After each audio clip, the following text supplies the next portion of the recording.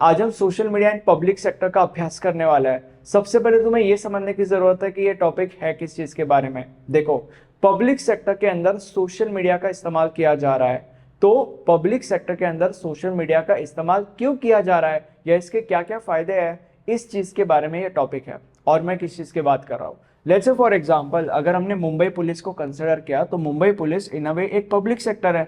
तो अभी मुंबई पुलिस के कुछ सोशल मीडिया हैंडल्स है ऑन इंस्टाग्राम, ऑन ट्विटर, जिन हैंडल्स की मदद से मुंबई पुलिस XYZ चीजें करती है, जैसे कि फॉर एग्जांपल अवेयरनेस स्प्रेड करना, या अगर उनको कोई मैसेज देना है पब्लिक को तो वो मैसेज देना, वगैरह वगैरह वगैरह। तो क्या मैं ये कह सकता हूँ कि पब्लिक सेक्टर के अंदर सोशल मीडिया का इस्तेमाल हो रहा है? ठीक है, तो पब्लिक सेक्टर के अंदर सोशल मीडिया का इस्तेमाल क्यों होता है या इसके क्या क्या फायदे हैं, ये जो टॉपिक है वो इस चीज के बारे में है। अब ऐसा क्यों होता है या इसके क्या क्या फायदे हैं, अगर तुम्हें ये सारी की सारी चीजें समझनी है तो इसके टोटल 5 पॉइंट्स है जो तुम्हें समझने की जरूरत है। ठीक है, अब एक एक करके इन पॉइंट्स का हम अभ्यास करेंगे। सबसे पहला पॉइंट है बेटर कम्युनिकेशन विद पब्लिक। ये पॉइंट ये कहता है कि social media public sector organisation को पब्लिक के साथ एक बेटर तरीके से कम्युनिकेट करने के लिए अलाउ करता है। और मैं किस चीज की बात कर रहा हूँ, लेट्स से फॉर एग्जांपल एक यूट्यूब चैनल है और उस यूट्यूब चैनल का एक ओनर है, बट प्रॉब्लम यह है कि वो जो यूट्यूब चैनल है वो हैक हो जाता है। अब जब भी एक यूट्यूब चैनल हैक हो जाता है, उसका जो ओनर है वो ट्विटर पे जाता है, विच इज एक्स नाउ। तो जब एक यूट्यूब चैनल हैक हो जाता है तो उसका जो ओनर है वो ट्विटर पे जाता है और उसका चैनल कैसे हैक हुआ ये एक्सप्लेन करते हुए एक ट्वीट करता है और उस ट्वीट पे यूट्यूब को टैग करता है। और जैसे ही वो उस ट्वीट पे यूट्यूब को टैग करता है तो यूट्यूब जो है वो उस ट्वीट का रिप्लाई करता है उसे अपने डीएम में या कहीं पे भी, बेसिकली रिप्लाई करता है। और उस रिप्लाई में यूट्यूब एक फॉर्म का लिंक देता है और उस फॉर्म को फिल करने के बाद और 2-3 चीजें करने के बाद वो जो यूट्यूब चैनल का ओनर है, उस यूट्यूब चैनल के ओनर को उसका जो यूट्यूब चैनल है वो वापस मिल जाता है। उसको उसके यूट्यूब चैनल को वापस लाने के लिए अमेरिका जाने की जरूरत नहीं है, क्योंकि यूट्यूब तो अमेरिका में है, राइट। ट्विटर पे ही ये छोटा सा प्रोसेस करके उसको उसका हैक यूट्यूब चैनल वापस मिल सकता है। अब यहाँ पे पब्लिक सेक्टर ऑर्गेनाइजेशन कौन है? यूट्यूब। यूट्यूब का सोशल मीडिया हैंडल है ऑन ट्विटर।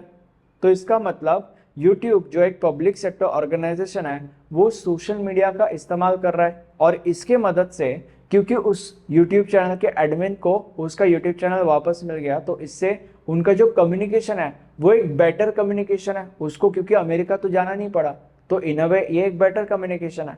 तो क्या मैं ये कह सकता हूँ कि सोशल मीडिया एक पब्लिक सेक्टर ऑर्गेनाइजेशन को पब्लिक के साथ बेटर कम्युनिकेट करने के लिए अलाउ करता है?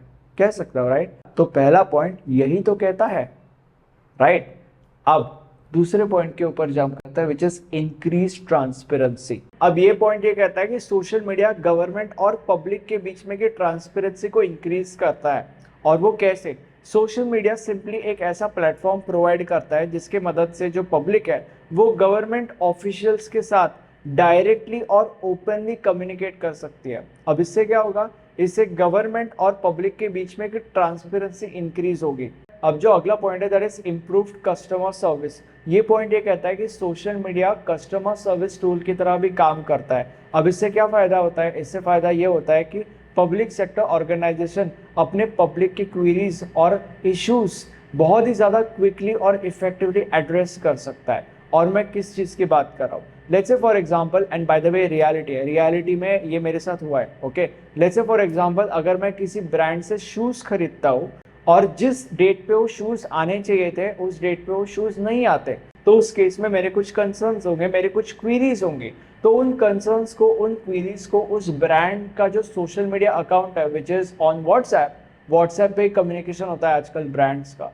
तो उस केस में उस ब्रांड का जो सोशल मीडिया अकाउंट है विच इज़ ऑन व्हाट्सएप, मैं उस व्हाट्सएप के अकाउंट पे ही डायरेक्टली व्हाट्सएप कर सकता हूँ about my concerns, about my queries. और वो जो ब्रांड है वो मैसेज मिलने के बाद इमीडिएटली मेरे कंसर्न्स और क्वीरीज को एड्रेस करेगी और मेरा जो इशू है वो सॉल्व हो जाएगा जल्दी से और मुझे मेरे शूज़ मिल जाएंगे। ठीक है, तो मैं इसी चीज़ की बात कर रहा हूँ। तो बेसिकली वही हो रहा है। यहाँ पे क्या हुआ? यहाँ पे सोशल मीडिया ने, मतलब व्हाट्सएप एक सोशल मीडिया है बाय द वे, ओके। तो बेसिकली यहाँ पे सोशल मीडिया ने एक कस्टमर सर्विस टूल की तरह काम किया और पब्लिक के जो कंसर्न्स है पब्लिक के जो क्वेरीज है, मतलब इन दिस केस मेरे कंसर्न्स और क्वेरीज, उसको क्विकली एड्रेस किया, क्विकली और इफेक्टिवली एड्रेस किया। ठीक है, तो बेसिकली ये पॉइंट ये कहता है।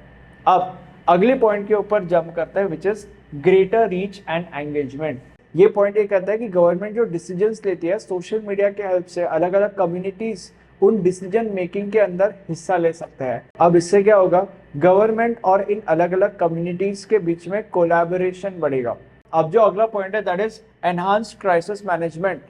क्राइसिस के दौरान इंफॉर्मेशन को क्विकली स्प्रेड करने के लिए सोशल मीडिया का इस्तेमाल किया जाता है। और मैं किस चीज की बात कर रहा हूँ, क्राइसिस के दौरान अपडेट्स के बारे में या उन चीजों से रिलेटेड किसी भी चीज के बारे में पब्लिक को कैसे अवेयर किया जाएगा, तो सोशल मीडिया ये सारी की सारी चीजें करने का सबसे बेस्ट तरीका है। ये पॉइंट ये कहना चाहता है। अगर वीडियो अच्छा लगा लाइक करो, ये प्लेलिस्ट है, इस प्लेलिस्ट के अंदर आपको इस सब्जेक्ट के सारे लेक्चर्स मिल जाएंगे। Thank you.